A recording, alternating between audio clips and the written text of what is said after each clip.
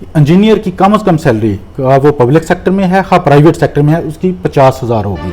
अताई doctor होते हैं, इस तरह अताई इंजीनियर भी होते हैं। बिल्कुल ऐसे अताई इंजीनियर हैं, वही लोग काम कर रहे हैं। मैं टीचर हूँ, मैं जिसको पढ़ाता हूँ वो जाके अलाउंस ले रहा है, और कंट्रैक्टर्स का, मैन्युफैक्चरर्स का, इंडस्ट्रीज़ का एक ऐसा माफिया यहाँ पे जन्म ले रहा है। कोई इंडस्ट्री में जॉब्स नहीं है, मार्केट में जॉब्स नहीं है। मैं फर्स्ट टाइम इसको पाकिस्तान इंजीनियरिंग काउंसिल के इलेक्शंस कंटेस्ट कर रहा हूँ। पास मोर देन 9 बिलियन अकाउंट में पड़ा हुआ है, जिस पे सिर्फ इंटरेस्ट लिया जा रहा है। ऐसी क्या खास बात रखी है कि आप लोग वोट करें, आपको सपोर्ट करें और आपको कामयाब करें? 30,000 रुपीज़ स्टाइपेंड दिया जाएगा हर इंजीनियर को। ये बड़ी खुशकिस्मती होती है नाज़रीन कि जब शौक और प्रोफेशन मिल जाए। मेंबर इलेक्ट्रिकल गवर्नमेंट बॉडी का है पंजाब का, इसकी सीट पे मैं इलेक्शन कंटेस्ट कर रहा हूँ। बिस्मिल्लाहिर्रहमानिर्रहीम। अस्सलाम वालेकुम दोस्तों। पाकिस्तान इंजीनियरिंग काउंसिल के इंतखाबात होने जा रहे हैं और बड़ी गहमा गहमी है। मुल्क भर में मौजूद इंजीनियर्स आजकल खासे सरगर्म हैं और इन एक्टिविटीज़ में हिस्सा ले रहे हैं। तो आज हम इसी मौजू पर बात करेंगे और हमारे पास इस वक्त मौजूद हैं engineer doctor professor Mohammad Azhar Naeem साहब। ये भी इन इंतखाबात में हिस्सा ले रहे हैं। हम इनसे जानेंगे कि ये पाकिस्तान इंजीनियरिंग काउंसिल होती क्या है, इसके ऑब्जेक्टिव्स क्या हैं और फिर इनका मंशूर क्या है, ये किस सीट पर कंटेस्ट कर रहे हैं और ये यंग इंजीनियर्स के लिए और जो सीनियर इंजीनियर्स के लिए क्या पैगाम लेकर आए हैं। तो आज इनसे गुफ्तगू करते हैं। अस्सलाम वालेकुम डॉक्टर साहब। वालेकुम सलाम, थैंक यू सर। बहुत शुक्रिया आज आप तशरीफ़ लाए। हमें पहले तो ये बताइए कि कुछ अपने बारे में, आपका अपना क्या इंट्रोडक्शन है, आपने ख़ुद इंजीनियरिंग कहाँ से की और किन किन मराहिल से गुजरते हुए आज आप इस स्टेज पर पहुँचे हैं? थैंक यू डॉक्टर साहब। सबसे पहले मैं अपने बारे में बताऊं कि मैं अभी इंजीनियरिंग मैंने university of engineering and technology Lahore से की, 92 सेशन था मेरा। उसके बाद मैंने MS यूनिवर्सिटी ऑफ पंजाब से किया और PhD मैंने यूनिवर्सिटी ऑफ ग्लासगो स्कॉटलैंड से की। और यूनिवर्सिटी ऑफ पंजाब में मैं लास्ट 2000 से लास्ट 21 ईयर से सर्व कर रहा हूँ। और इस वक्त as a director institute of electrical, electronics and computer engineering हूँ। और इसके अलावा मैं पहले as a director planning university of Punjab रहा, प्रोजेक्ट डायरेक्टर रहा और डिफरेंट एडमिनिस्ट्रेटिव पोस्ट पे काम करता रहा। बिल्कुल ठीक। अच्छा डॉक्टर साहब, मज़ीद बात करने से पहले आप हमें ये बताइए कि ये पाकिस्तान इंजीनियरिंग काउंसिल है क्या चीज़ और इसके ऑब्जेक्टिव्स क्या हैं?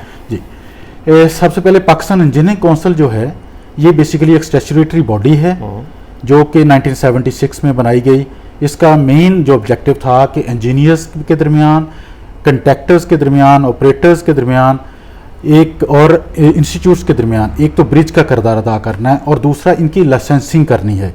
इंजीनियर्स को उनको लाइसेंस देना है, इंजीनियर्स को रजिस्टर्ड करना है, कंट्रैक्टर्स को रजिस्टर्ड करना है, ताकि ये बाकायदा तौर पे नेशनल लेवल पे सोशल और इकोनॉमिक डेवलपमेंट में किरदार अदा कर सकें।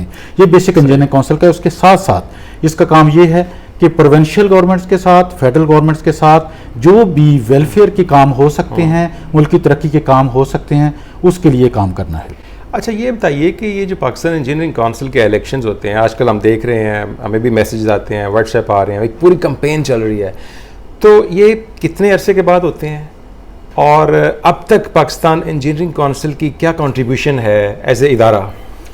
देखें, ये हमारी बड़ी बदकिस्मती है कि कंट्रीब्यूशन की तो मैं अगर बात करूं, सबसे पहले मैं कंट्रीब्यूशन का आपको बताऊं कि जो कुछ हमारे इंजीनियर्स हज़ारों की तादाद में एनुअली यहाँ से निकल रहे हैं, इंस्टीट्यूट से निकल रहे हैं, लेकिन उनके लिए जॉब्स नहीं हैं। मार्केट में इंडस्ट्री नहीं है, इंडस्ट्री बंद हो रही है, सर्विस सेक्टर में भी इनके लिए जॉब्स नहीं है। और करंटली आलमोस्ट आप कह लें कि 1 लाख से ज़्यादा इंजीनियर्स बेरोज़गार हैं।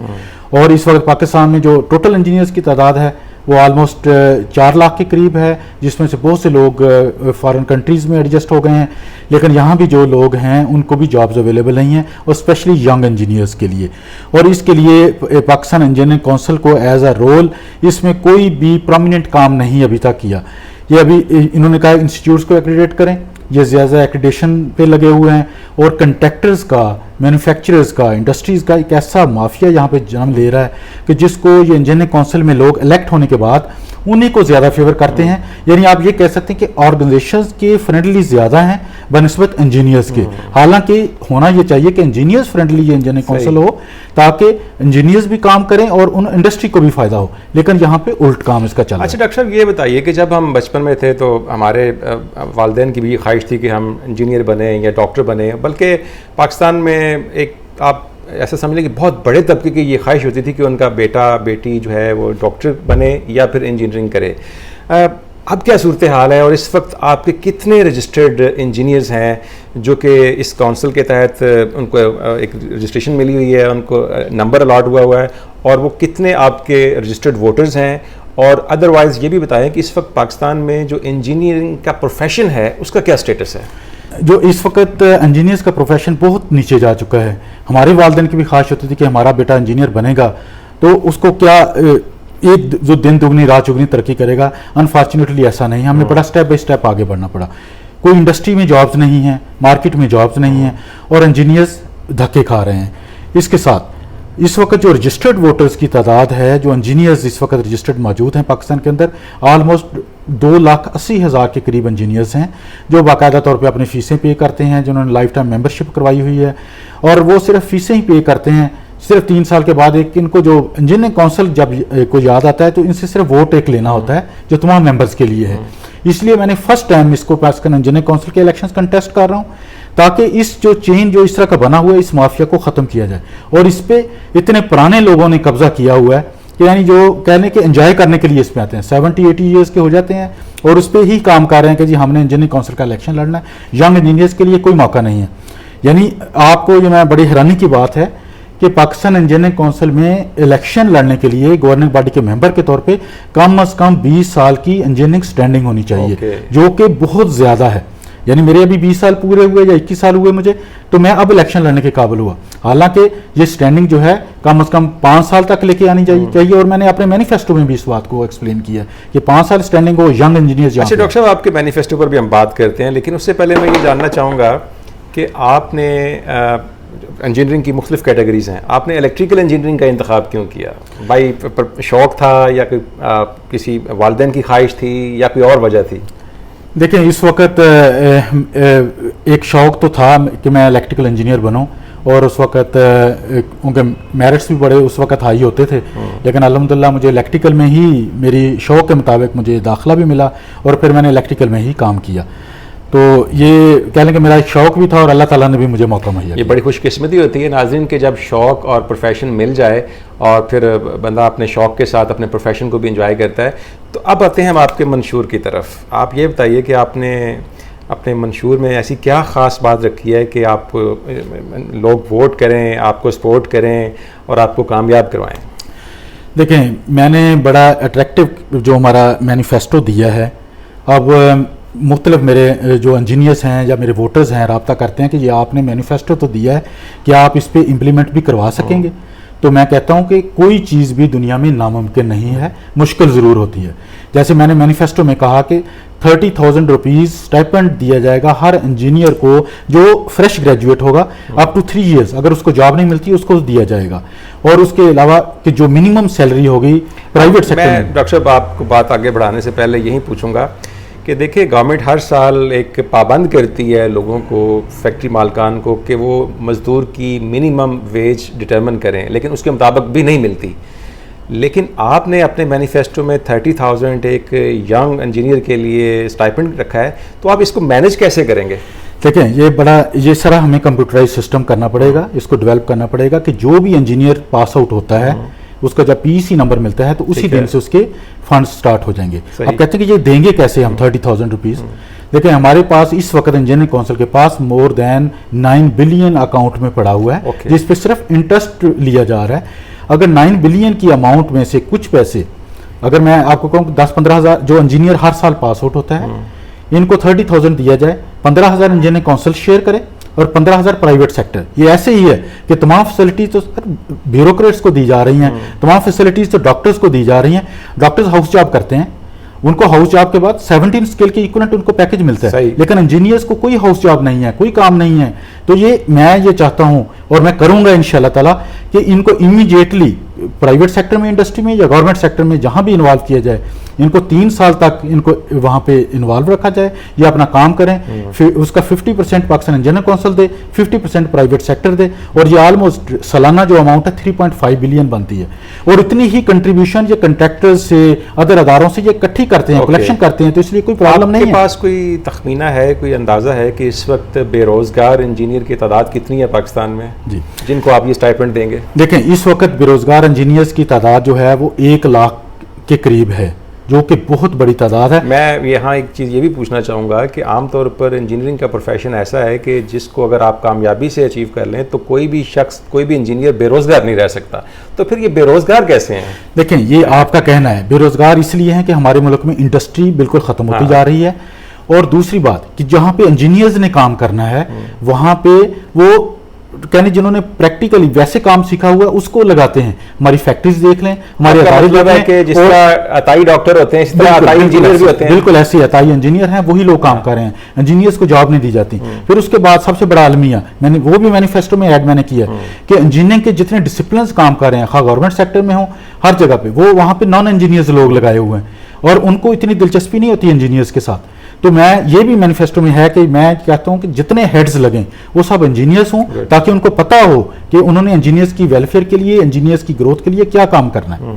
जी, तो आपके मंशूर के ज़ाहिर एक बहुत बड़ा नुक्ता है कि आप बेरोज़गार इंजीनियर्स को एक स्टाइपेंड देंगे। इसके अलावा जो ऑलरेडी जॉब कर रहे हैं उनके लिए भी कोई अपने मंशूर में आपने कुछ चीज़ रखी है? जी बिल्कुल। एक तो मैंने कहा कि जो भी इंजीनियर जॉब करेगा उसकी कम से कम सैलरी जो होगी, जिस तरह मजदूर की कहते हैं ना 15,000 है, इंजीनियर की कम से कम सैलरी, वो पब्लिक सेक्टर में है या प्राइवेट सेक्टर में है, उसकी 50,000 होगी।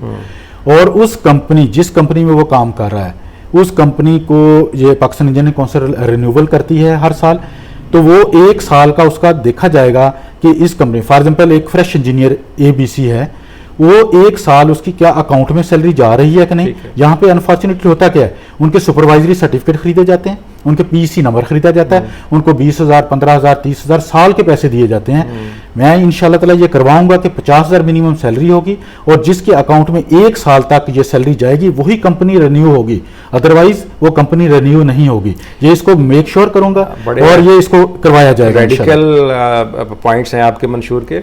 अच्छा, अब आपके इलेक्शन की तरफ थोड़ा आते हैं। आप ये बताइए कि आप किस सीट पर इलेक्शन कंटेस्ट कर रहे हैं?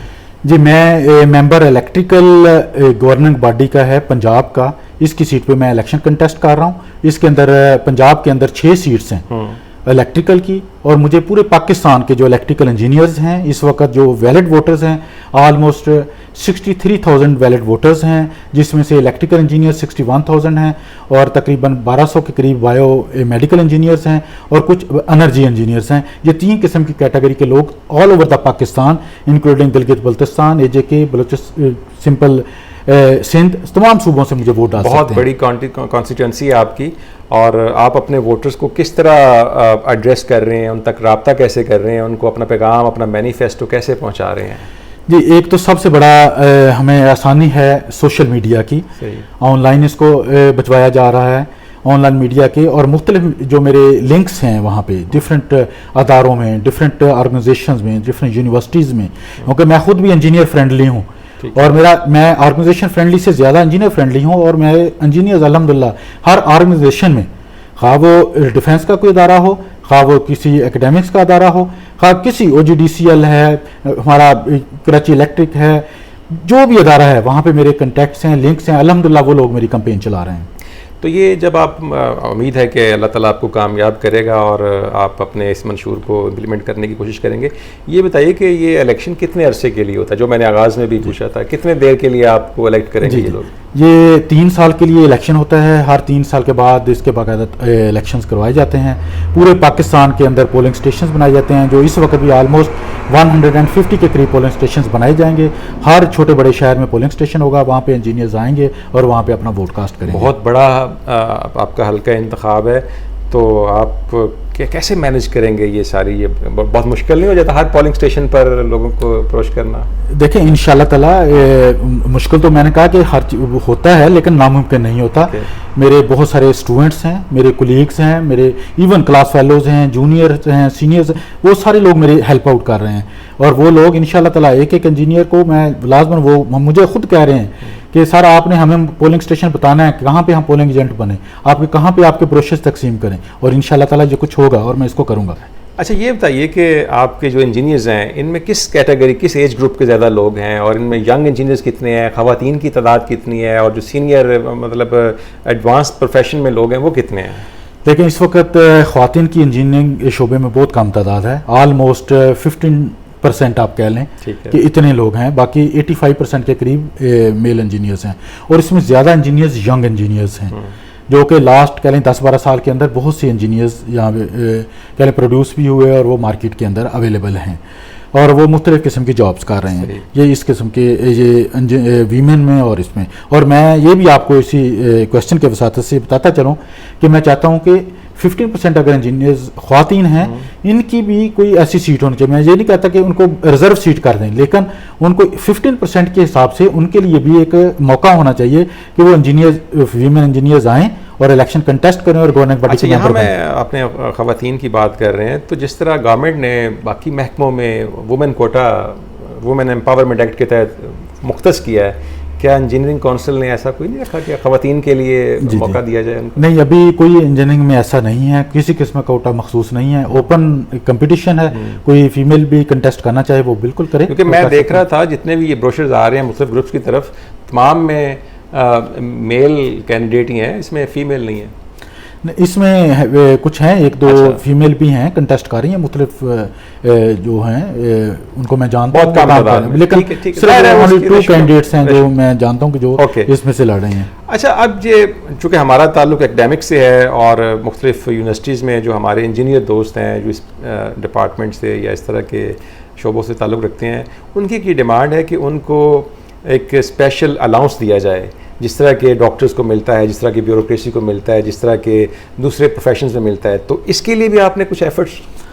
جی یہ بھی ایک بہت بدقسمتی کی بات ہے کہ پاکستان کے اندر اکیڈمک جو انجینئرز ٹیچرز ہیں, میں ٹیچر ہوں, میں جس کو پڑھاتا ہوں وہ جا کے الاؤنس لے رہا ہے, اور یہاں پہ ٹیچرز کو کچھ نہیں ہے. ٹیچرز کو جو ٹیچر انجینئرز ہیں, یہ میرا ماٹو میں شامل ہے, میرے مینیفیسٹو میں ہے, ان کا ٹیکنیکل الاؤنس جو 150% ہے انشاءاللہ تعالی یہ ان کو دلوائیں گے. اسی طرح اس وقت تقریباً 60% ڈپارٹمنٹس ایسے ہیں پاکستان کے اندر جو آفسز میں کام کرتے ہیں, ان کو ٹیکنیکل الاؤنس نہیں ہے. یعنی ان کا کیا قصور ہے, ان کو الاؤنسز نہیں مل رہے. میں وابڈا کے کچھ ایسے ادارے ہیں جو آفسز میں کام کرتے ہیں, ان کو نہیں مل رہا. یہ انشاءاللہ تعالی یہ ٹیکنیکل الاؤنس بھی دلوایا جائے گا. یہ اس طرح نہیں ہوگا کہ ہم یہ نہیں کریں گے کہ انجینئرنگ کا شعبہ بیوروکریسی کی طرح بس بیوروکریسی سارے فائدے لیتی جائے. ڈاکٹرز کو آپ 150% دے رہے ہیں, پیرامیڈیکل سٹاف کو دے رہے ہیں, انویسٹیگیشن ایجنسیز کو دے رہے ہیں, اور انجینئرز کو کچھ نہیں ہے. اور انجینئر ہی میں آپ کو بتاؤں کہ وہ طبقہ ہے جو آپ کی ملک کی گروتھ میں, ڈیولپمنٹ میں سب سے زیادہ کردار ادا کرتا ہے. اگر آپ کے انجینئرز خوشحال ہوں گے, انجینئرز بہتر کام کریں گے, اور یہ آپ کا ملک بھی ترقی کرے گا اور اس کی اکنامکس بھی بہتر ہوگی. زبردست جی, بہت اچھا آپ کا نقطہ نظر ہے, اور امید ہے کہ آپ کامیاب ہو کر اس کو امپلیمنٹ کرنے کی کوشش کریں گے.